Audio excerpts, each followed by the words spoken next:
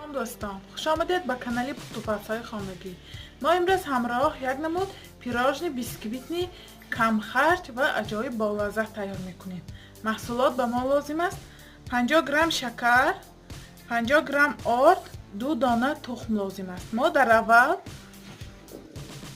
دانه تخم را با میکسر لد میزنیم. اگر شما میکسر نداشته باشید، با ونچیک زردی و سفیدیش را جدا جدا لد زنید.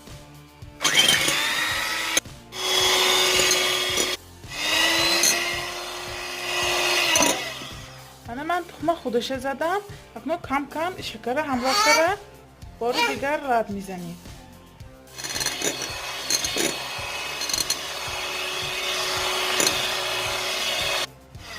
من 12-15 دقیقه رد زدم. اکنون من آرد را به میکسر کم کم همراه کرده آمیخته میکنیم از یک طرفش.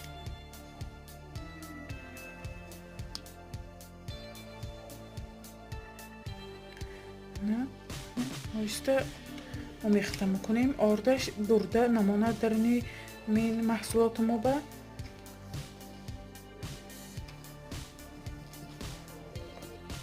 میبینید چه خیلی تیار شد خمیر.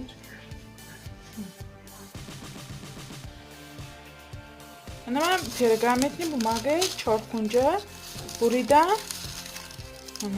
من میتونید با خیلی قالبچتان باشد، با کلامش خط کشید. اگر قالبچه نباشد میتونید با یگان قابقاوا یا که تریلکچه ها رزمیرش 10 سانتیمتر باشد با خوبتر خیلی کلانم بیاد خط میکشیم.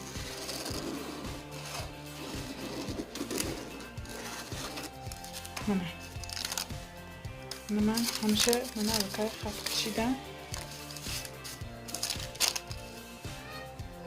ما خمیره با قاشق گرفته یک قاشق کلان این رخبه نبورده کلوب میکنیم.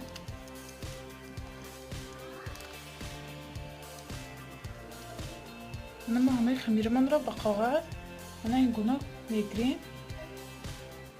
من اکنون با مدت 5-6 دقیقه به 180 درجه به تفتان میگیریم.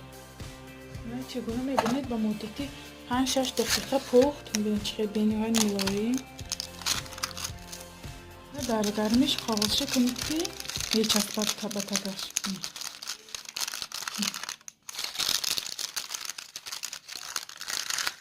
من کارشچای را گرفتم. اکنون با مدتی 10 دقیقه باشه میپاشیم که خوک نشود تا کرم تیار کردن. الکی کرم تیار کردم. ویدیوش در کانال است. در پایان کامنتاری میمونم. حتما در آمده ببینید چه خیلی تیار شده است. طرز تیار کنش.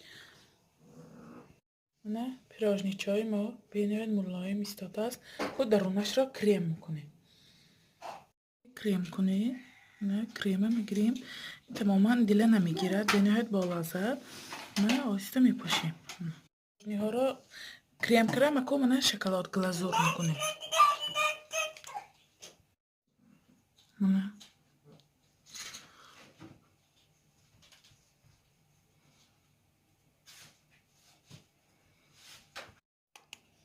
پیراژنی ها را کرم کردم. گلازور کردم. اکنون با مدت 1 ساعت به یخچال میگذارم که کرم ها شخ شود. پیراژنی های ما هم دم گرفت. 10 دانه شد. شما اگر آیلتان کلان باشد میتونید 2 تا ریسیپت یک تکر تیار کنید. نه تنها کرم شربلات میتونید سلیفکا استفاده برید یا درونش به جیم کنید. یک چند نمود کرم هم کنید. به نهایت با لذت میشه. اکنون بود درونش را میبینیم چه خیلی تیار شده است. به نهایت ملایم بیسکویتش پختنش به نهایت عادی.